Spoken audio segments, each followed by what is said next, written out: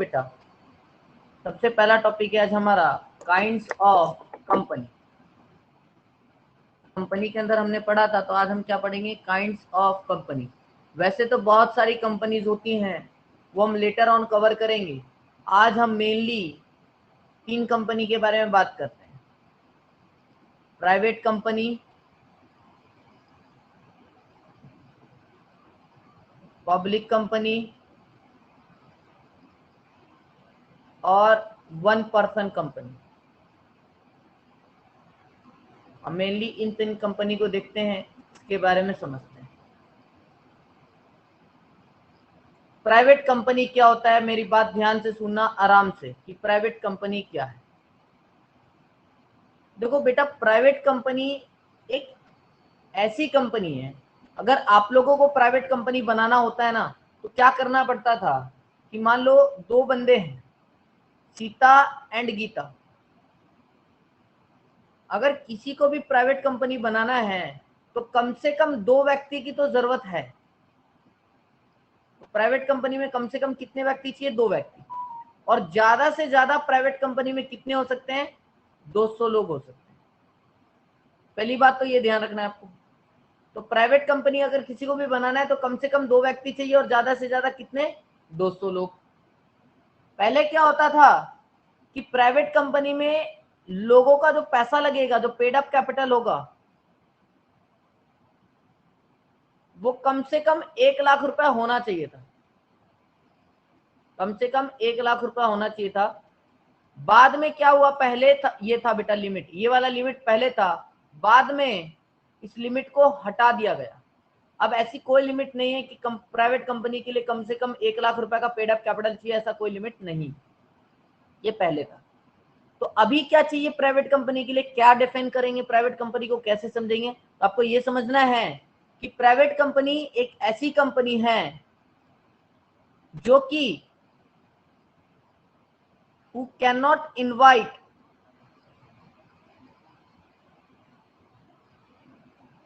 general public for subscription of its securities। अगर तुम सोच रहे हो ना कि तुमने एक प्राइवेट कंपनी बना लिया और आम जनता को इनवाइट करोगे, उनको बोलोगे कि भाई हमें मेरे कंपनी में पैसा लगाओ, तो तुम ऐसा नहीं कर सकते। याद रखना, प्राइवेट कंपनी कभी भी आम जनता को इनवाइट नहीं कर सकती पैसे मांगने के लिए। प्राइवेट कंपनी केवल और केवल अपने फ्रेंड से, रिलेटिव से, इनसे पैसे ले सकती है। ठीक है, ये ध्यान रखना है। दूसरी बात क्या ध्यान रखना है तुम्हें प्राइवेट कंपनी के लिए? इन लोगों पे रोक लगाया गया है, रेस्ट्रिक्ट है, रेस्ट्रिक्शन टू ट्रांसफर इंटरेस्ट। ये लोग चाहें तो अपना इंटरेस्ट किसी को नहीं बेच सकते। जैसे मैंने बोला बेटा 200 लोगों से तुम पैसे मांग सकते हो, तो ये 200 लोग तुम्हारे कौन होंगे? ये तुम्हारे फ्रेंड्स, रिलेटिव्स वगैरह होंगे। हाँ जी। तो इसमें कोई बंदा अगर चाहेगा, इसमें से कोई बंदा अगर चाहेगा कि जनरल पब्लिक को, आम जनता को, आउटसाइडर को, किसी भी आउटसाइडर को अपना शेयर बेच दें, तो वो ऐसा नहीं कर सकता। ठीक है जी। तो क्या सीखा अभी तक हमने? कि प्राइवेट कंपनी एक ऐसी कंपनी है जिसका पेड अप कैपिटल 1 लाख रुपए है। वो भी ये लिमिट पहले थी, ये ध्यान रखना, अब नहीं है वैसे ये लिमिट। प्राइवेट कंपनी एक ऐसी कंपनी है जो आम जनता को इनवाइट नहीं कर सकती शेयर्स खरीदने के लिए, सब्सक्राइब करवाने के लिए आम जनता को इनवाइट नहीं कर सकती। प्राइवेट कंपनी एक ऐसी कंपनी है सर जिसपे रोक लगाया गया, रेस्ट्रिक्शन लगाया गया है कि वो अपना इंटरेस्ट, अपना हिस्सा किसी बाहर वाले को नहीं बेच सकते। क्या सर एक डायरेक्टर दूसरे डायरेक्टर को बेचना चाहे तो बेच सकता है क्या? मैं बोलूंगा यस, एक डायरेक्टर दूसरे डायरेक्टर को बेच सकता है। ठीक है सर। और बेटा जी, प्राइवेट कंपनी एक ऐसी कंपनी है हुज मैक्सिमम मेंबर, ज्यादा से ज्यादा कितने हो सकते हैं? मैक्सिमम मेंबर 200 हो सकते हैं। मैक्सिमम मेंबर कितने हो सकते हैं? 200। तो 3 बातें तुम्हें ध्यान रखना है प्राइवेट कंपनी के लिए। सर प्राइवेट कंपनी एक ऐसी कंपनी है जो आम जनता को इन्वाइट नहीं कर सकती शेयर क्रेडिट्स को सब्सक्राइब करने के लिए, और प्राइवेट कंपनी अपने भी कभी भी इंटरेस्ट को ट्रांसफर नहीं कर सकता किसी भी आउटसाइडर को, लेकिन एक डायरेक्टर दूसरे डायरेक्टर को कर सकता है सर, और प्राइवेट कंपनी के मैक्सिमम मेंबर 200 ही हो सकते हैं। ये 3 बात आपको ध्यान रखना है किसके लिए, प्राइवेट कंपनी। और सुनो इसके अंदर, जब आप 200 मेंबर्स को काउंट करोगे, while counting 200 मेंबर, 200 मेंबर को काउंट करते वक्त आपको ध्यान क्या रखना है बेटा जी, आपको ध्यान ये रखना है कि इसमें से पास्ट एम्प्लॉइज और प्रेजेंट एम्प्लॉय इंक्लूड मत करना। पास्ट एम्प्लॉय और प्रेजेंट एम्प्लॉय को इंक्लूड मत करना। सर नहीं समझे, सुनो ध्यान से। फिर मान लो बेटा आप गिन रहे हो मेंबर को, आपको ये पता है कि प्राइवेट में ज्यादा से ज्यादा, प्राइवेट कंपनी में ज्यादा से ज्यादा 200 मेंबर हो सकते हैं, बिल्कुल सर, लेकिन उस 200 में उन लोगों को इंक्लूड मत करना जो कंपनी के पास्ट एम्प्लॉय थे, अब नहीं है, पहले एम्प्लॉय थे लेकिन उनके पास कंपनी का क्या है, शेयर्स है, यानी शेयर्स है तो वो मेंबर बन गए, तो उन लोगों को इस 200 में काउंट मत करना। और अभी भी जो कंपनी के एम्प्लॉय हैं, प्रेजेंट एम्प्लॉय हैं, और उनके पास कंपनी के शेयर्स हैं, तो उनको भी काउंट मत करना। इन दोनों के अलावा काउंट करके आपको देखना है ज्यादा से ज्यादा कितने मेंबर हो सकते हैं प्राइवेट कंपनी में, 200 मेंबर। अब इसी बात को देखो, रीड करेंगे हम कि प्राइवेट कंपनी में क्या क्या होता है। Kinds of company, private company के लिए सेक्शन नंबर 2 सब सेक्शन 68 है बेटा। ये क्या कहता है कि प्राइवेट कंपनी ऐसी कंपनी है जिसका मिनिमम पेड शेयर कैपिटल कितना होगा, 1 लाख रुपए होगा। और ये मैंने लिख दिया ऊपर, अर्लिएस्ट कांग्रेस ने कहा 1 लाख रुपए, और लिमिट आगे बढ़ा सकते हैं। ये भी कहा था कांग्रेस गवर्नमेंट ने, अभी तो 1 लाख रुपए, आगे हम लिमिट और बढ़ा सकते हैं, लेकिन बीजेपी गवर्नमेंट आई बेटा और उसने ये लिमिट को क्या कर दिया, रिमूव कर दिया। ठीक है, तो ये बात तो हमारे लिए इंपॉर्टेंट नहीं रहा, तो यही मान के चलना है कि उसका कोई भी मिनिमम पेड अप कैपिटल का कोई लिमिट नहीं है। ठीक है जी, आप कितने भी पैसे लगा के प्राइवेट कंपनी खोल सकते हैं। ठीक है, लेकिन प्राइवेट कंपनी के आर्टिकल्स में ये चीज रूल होना चाहिए बेटा। ये जो नीचे 3 बात बता रहा हूं ये बहुत ध्यान देना है। प्राइवेट कंपनी में के आर्टिकल जो है उसमें ये शर्तें पूरी होनी चाहिए। सर आर्टिकल्स क्या होते हैं बेटा, एक वर्ड आएगा आर्टिकल्स ऑफ एसोसिएशन, तुम्हें बता देता हूं अभी मैं, AOA आर्टिकल ऑफ एसोसिएशन। ये कंपनी के खुद के रूल्स एंड रेगुलेशंस होते हैं, इसको क्या बोलते हैं, internal rules and regulations of company. तो जो कंपनी का आर्टिकल ऑफ एसोसिएशन होगा ना, उसका इंटरनल रूल्स होगा ना बेटा, जो उसके अंदर ये बात मेंशन होनी चाहिए क्या, कि प्राइवेट कंपनी वो कंपनी है जिसको रोका गया है ट्रांसफर करने से शेयर्स को। ठीक है जी, जिसको रोका गया ट्रांसफर करने से शेयर्स को, यानी डायरेक्टर दूसरे डायरेक्टर को ट्रांसफर करेगा वैलिड है, बट आउटसाइडर को करेगा तो नहीं कर सकता। ठीक है सर, समझ आ गया। जिसमें लिमिट लगाया गया है कि उसके मेंबर्स कितने हो सकते हैं, 200 तक हो सकते हैं ज्यादा से ज्यादा। मैक्सिमम मेंबर कितने, 200, उससे ज्यादा नहीं हो सकते। लेकिन याद रखना अगर कोई 1 पर्सन कंपनी है बेटा, 1 पर्सन कंपनी, तो उसमें ज्यादा से ज्यादा कितने लोग होंगे, उसमें ज्यादा से ज्यादा 1 लोग होंगे। ठीक है सर। फिर प्राइवेट कंपनी वो कंपनी है जिस पर रोक लगाया गया कि वो जनरल पब्लिक को इनवाइट नहीं कर सकती सब्सक्राइब करने के लिए अपने सिक्योरिटीज के लिए, यानी प्राइवेट कंपनी आम जनता को नहीं बोल सकती कि तुम मेरे कंपनी में हिस्सेदार बन जाओ और मुझे पैसा दो, नहीं बोल सकती। तो ध्यान रखेंगे 3 बातें बेटा प्राइवेट कंपनी के लिए, अब तुम्हें अच्छी तरह समझ आ गया होगा जो इंपॉर्टेंट है। नेक्स्ट आता है इसके अंदर इसी में कि जब आप 200 बंदों की काउंटिंग करोगे प्राइवेट कंपनी में, कि जब आप 200 बंदों की काउंटिंग करोगे while counting the limit of 200, present and past employ को काउंट मत करना। ठीक है, एक बात। दूसरी बात, joint share holder will be considered as 1 member, joint share holder will be considered as 1 member. इसका मतलब क्या हुआ देख लो, ये कहता है बेटा जी कंपनी का एक शेयर मान के चलो 100 रुपए का है, तो अब इस 100 रुपए का शेयर बेटा मोहन ने और सोहन ने दोनों मिलकर खरीदे हैं, तो इन दोनों को कितना मेंबर काउंट किया जाएगा? इन लोगों को एक ही मेंबर काउंट किया जाएगा। ये बात बोलता है ये।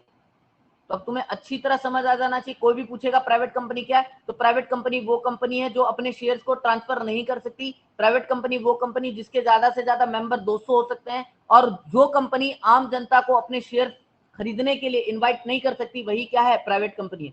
200 बंदे गिनते वक्त ये ध्यान रखना है कि पास्ट और प्रेजेंट एम्प्लॉय को काउंट नहीं करना है जिनके पास शेयर्स है, और अगर किसी ने 2 लोगों ने मिलकर शेयर्स खरीद रखा है, 2 या 2 से ज्यादा लोगों ने, उसको एक ही मेंबर मानना है। ये बात आपको ध्यान रखना। तो प्राइवेट कंपनी आई होप सभी को अच्छी तरह समझ आ गया।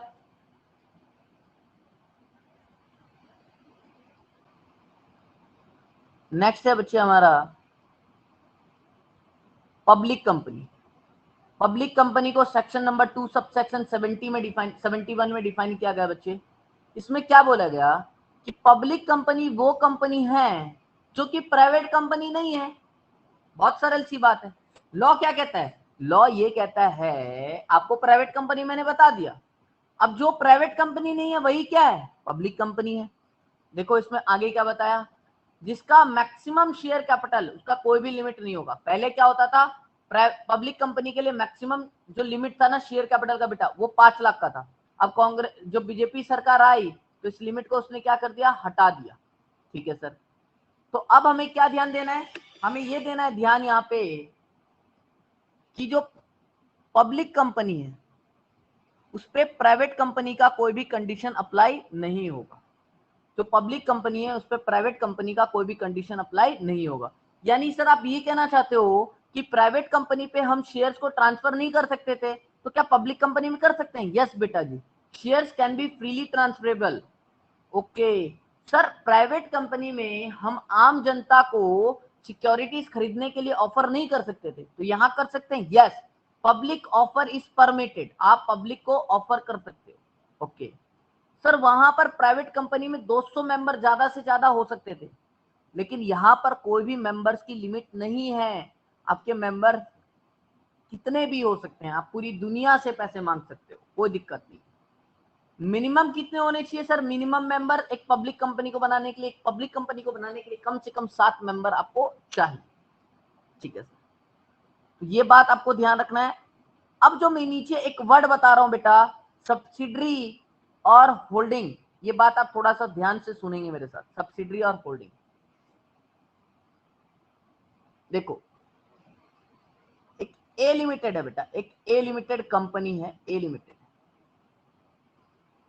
ए प्राइवेट लिमिटेड एक कंपनी, और एक है बी लिमिटेड कंपनी। मान के चलो ए लिमिटेड के अंदर टोटल पैसा लगा हुआ है 1 लाख रुपए, टोटल पैसा 1 लाख रुपए लगा हुआ है। तो बी लिमिटेड ने ए लिमिटेड पे, ए लिमिटेड का 60,000 का शेयर्स खरीदा हुआ है, 60,000 का शेयर्स खरीदा हुआ है। तो बी लिमिटेड ने कितना इन्वेस्ट कर रखा है? ए लिमिटेड ने 60%। तो बेटा जी बी लिमिटेड क्या कहलाएगी? होल्डिंग कंपनी कहलाएगी। बी लिमिटेड क्या कहलाएगी? होल्डिंग कंपनी कहलाएगी।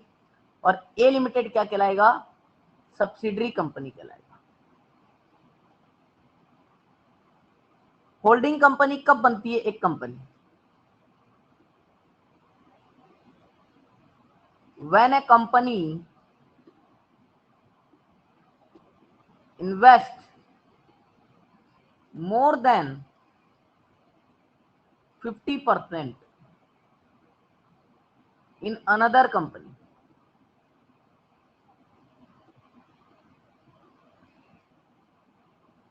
जब एक कंपनी 50% से ज्यादा बेटा किसी कंपनी के अंदर इन्वेस्ट कर देती है तो वो कंपनी क्या कहलाती है? Holding company. और जिस कंपनी पे इन्वेस्ट किया है 50% से ज्यादा, वो कंपनी क्या कहलाती है? Subsidiary company. तो तुम देख सकते हो यहाँ पे ए लिमिटेड पे 1 लाख रुपया लग रहा था, 1 लाख रुपए में बेटा 60,000 किसका लग रहा है? बी लिमिटेड का। यानी बी लिमिटेड ने ए लिमिटेड पे कितना पैसा लगाया हुआ है? 60% का। तो इसलिए बी लिमिटेड को क्या कहेंगे हम, होल्डिंग कंपनी, और ए लिमिटेड को क्या कहेंगे, सब्सिडरी कंपनी। तुम्हें एक बात और देखना है यहाँ पे, यहां तुम्हें पहचान बता रहा हूं बेटा, पब्लिक कंपनी और प्राइवेट कंपनी की क्या पहचान होती है। देखो किसी भी कंपनी के नाम के आगे, जैसे A private limited, Sohan private limited, ये वर्ड प्राइवेट जिसके अंदर लगा है और लिमिटेड के साथ, तो वो कैसी कंपनी है, वो प्राइवेट कंपनी। लेकिन किसी के नाम के साथ प्राइवेट नहीं लग रहा, सिर्फ लिमिटेड लग रहा है बेटा जी, सिर्फ लिमिटेड, तो वो क्या है, वो पब्लिक कंपनी। तो ये ए लिमिटेड क्या थी, प्राइवेट कंपनी थी, और बी लिमिटेड क्या थी, पब्लिक कंपनी थी।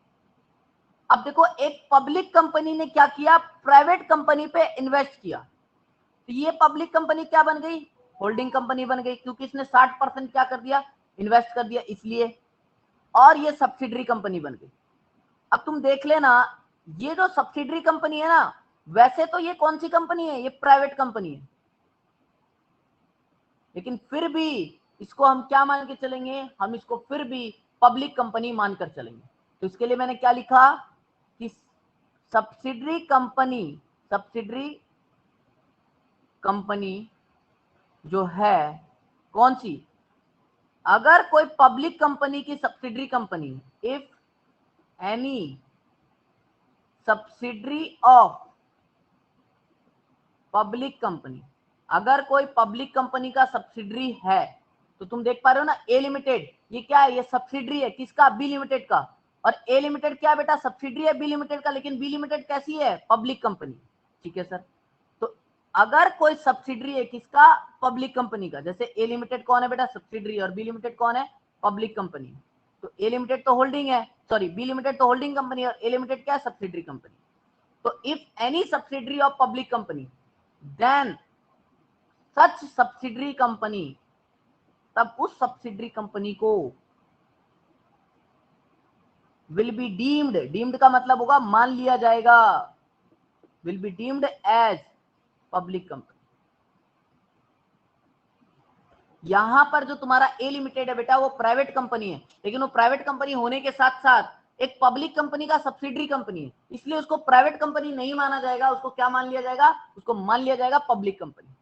यही वाली बात बेटा इस लाइन पे मैंने लिखवा दी है कि subsidiary of public company shall be deemed to be public company. जो एक सब्सिडरी है पब्लिक कंपनी की, उसको हम क्या मान लेंगे, मान लिया जाएगा डीम्ड, किसका, पब्लिक कंपनी। ऐसे ही मैंने कुछ एग्जांपल देकर इसको समझा रखा है, ये आप सेल्फ रीड कर सकते हैं। तो आपको पब्लिक कंपनी क्लियर हो गया। कोई भी पूछेगा पब्लिक कंपनी क्या, तो पब्लिक कंपनी एक ऐसी कंपनी जो प्राइवेट कंपनी नहीं है। पब्लिक कंपनी में हम शेयर फ्रीली ट्रांसफर कर सकते हैं, पब्लिक कंपनी में हम लोगों से पैसा मांग सकते हैं, पब्लिक कंपनी में मेंबर्स का कोई लिमिट नहीं होता। लेकिन अगर कोई सब्सिडरी कंपनी है किसी पब्लिक कंपनी का, तो वो सब्सिडरी कंपनी भी क्या कहलाएगा, पब्लिक कंपनी कहलाएगा। ये आपको ध्यान रखना है बेटा। तो यहां तक कोई डाउट है आपको, जल्दी से बताएंगे फास्ट। तो डिफरेंस बिटवीन पब्लिक कंपनी और प्राइवेट कंपनी देखेंगे आप। अब हमें डिफरेंस को समझना है कि पब्लिक कंपनी और प्राइवेट कंपनी में क्या डिफरेंस है। देखो प्राइवेट कंपनी में कम से कम 2 मेंबर होते हैं और मैक्सिमम 200 मेंबर होते हैं। पब्लिक कंपनी को बनाने के लिए 7 मेंबर चाहिए और मैक्सिमम अनलिमिटेड होता है। It can not invite general public to buy its shares and debentures. जो प्राइवेट कंपनी होते हैं ना, वो जनरल पब्लिक को क्या नहीं कर सकती, शेयर्स और डिवेंचर्स के लिए इनवाइट नहीं कर सकती, कि जो प्राइवेट कंपनी है अपने शेयर्स और डिवेंचर आम जनता को नहीं बेच सकती। ये आपको पता होना चाहिए। दूसरा क्या कहता है कि पब्लिक कंपनी है ना, वो आम जनता को क्या कर सकती है, शेयर्स और डिवेंचर्स बेच सकती है, उसमें उसको कोई रोक नहीं लगाया गया। ठीक है, ये तुम्हारा सेकंड पॉइंट है। थर्ड पॉइंट कहता है बेटा जी कि प्राइवेट कंपनी को रेस्ट्रिक्शन लगाया गया है कि वो अपना शेयर ट्रांसफर नहीं कर सकता, लेकिन एक डायरेक्टर दूसरे डायरेक्टर से कंसल्ट कर सकता है, उनको ट्रांसफर कर सकता है। पब्लिक कंपनी के अंदर क्या होता है, पब्लिक कंपनी में हम शेयर्स को फ्रीली ट्रांसफरेबल कर सकते हैं, कोई रोक नहीं है पब्लिक कंपनी के अंदर शेयर्स को ट्रांसफर करने के अंदर। ठीक है सर। फिर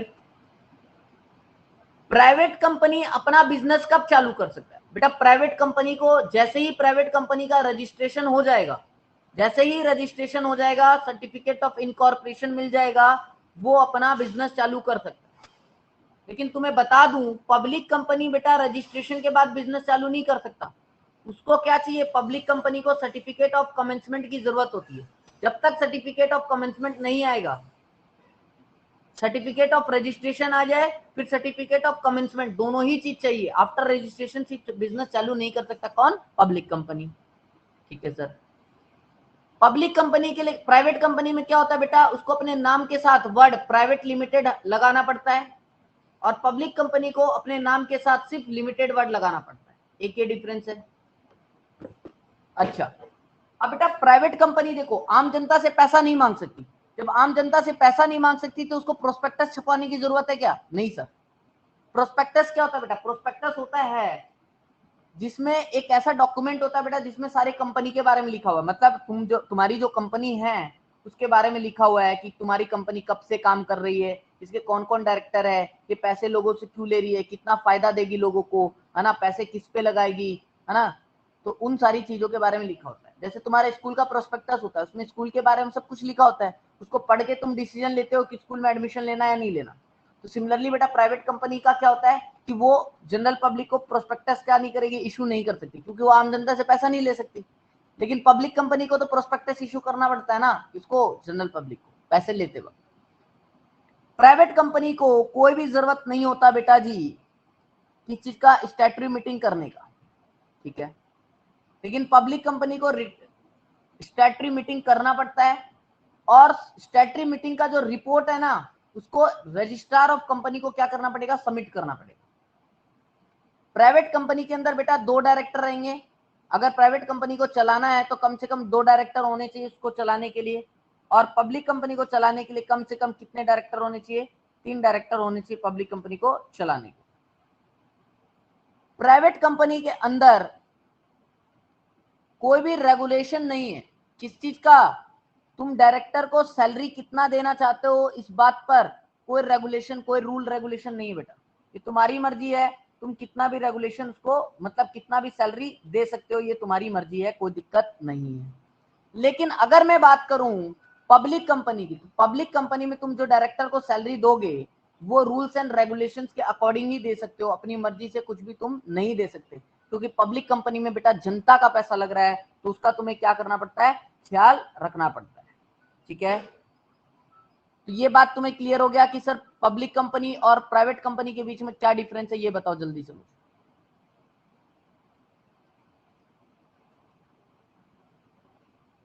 तो नेक्स्ट क्वेश्चन तुम्हारा यही बनता है बच्चा, what are the privileges of a private company over public company, यानी प्राइवेट कंपनी को क्या क्या छूट दी गई है।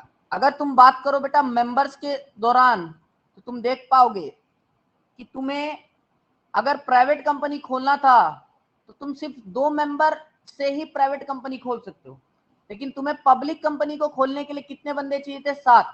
तो तुम देख पा रहे हो प्राइवेट कंपनी को इसमें फायदा हुआ। दूसरी बात अगर करूं, कमेंसमेंट ऑफ बिजनेस, बिजनेस का स्टार्ट करना, कमेंसमेंट ऑफ बिजनेस, अगर तुम देखते बेटा तो प्राइवेट कंपनी क्या कर सकती थी, जैसे ही उसका इनकॉर्पोरेशन हो जाएगा वो अपना बिजनेस चालू कर सकता था, स्टार्ट कर सकता था। लेकिन पब्लिक कंपनी को क्या चाहिए था? पब्लिक कंपनी को सर्टिफिकेट ऑफ इनकॉर्पोरेशन चाहिए था, जब भी वो अपना बिजनेस स्टार्ट कर सकता था। सर्टिफिकेट ऑफ इनकॉर्पोरेशन चाहिए था जब भी वो अपना बिजनेस स्टार्ट करता था। तो यहां भी प्राइवेट कंपनी को क्या मिल गया? प्रिविलेजेस मिल गया। थर्ड पॉइंट अगर तुम देखो प्रोस्पेक्टस पॉइंट ऑफ व्यू से,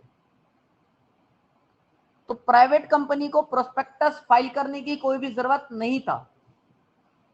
no need to file prospectus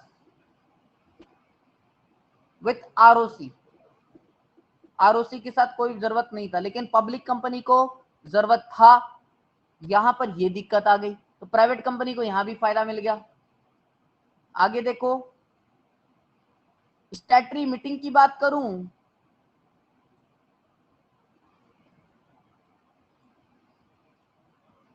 तो प्राइवेट कंपनी को no need to hold statutory meeting, इसको कोई जरूरत नहीं है बेटा स्टैट्यूटरी मीटिंग करने की या रिपोर्ट फाइल करने की आरओसी के पास, रिपोर्ट फाइल विथ आरओसी कोई जरूरत नहीं है इसको।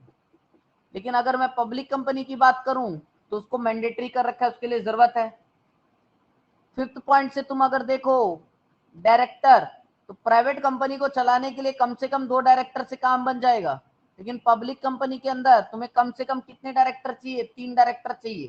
तो यहां भी किसको फायदा मिला, यहां पर प्राइवेट कंपनी को फायदा मिला।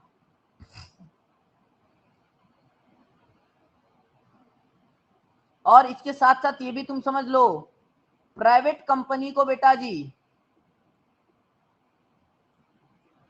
कोई भी रेस्ट्रिक्शन नहीं है, प्राइवेट कंपनी को कोई भी रेस्ट्रिक्शन नहीं, किसमें, अपॉइंट करने में, रीअपॉइंट करने में, रिटायरमेंट के लिए, रेमुनरेशन के लिए। किसकी, डायरेक्टर्स की या मैनेजियल एम्प्लॉयज की। लेकिन तुम पब्लिक कंपनी में अगर बात करो तो उनका अपॉइंट करना, रीअपॉइंट करना, उनकी रिटायरमेंट, उनको क्या रेमुनरेशन देना है, ये सारे के लिए पब्लिक कंपनी के अंदर क्या बेटा रूल्स है। पब्लिक कंपनी के अंदर क्या है, रूल्स है जो कि तुम्हें फॉलो करना पड़ेगा। तो यहां पे भी प्राइवेट कंपनी को क्या मिल रहा है सर, फायदा मिल रहा है। ठीक है, आगे देखो, ट्रांसफर ऑफ शेयर्स।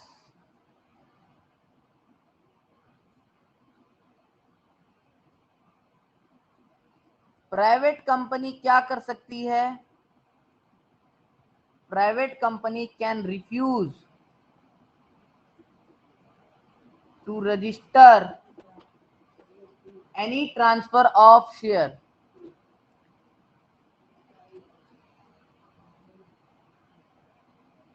तो प्राइवेट कंपनी क्या कर सकती है, मना कर सकती है किसी भी शेयर्स के ट्रांसफरेशन को रजिस्टर करने से।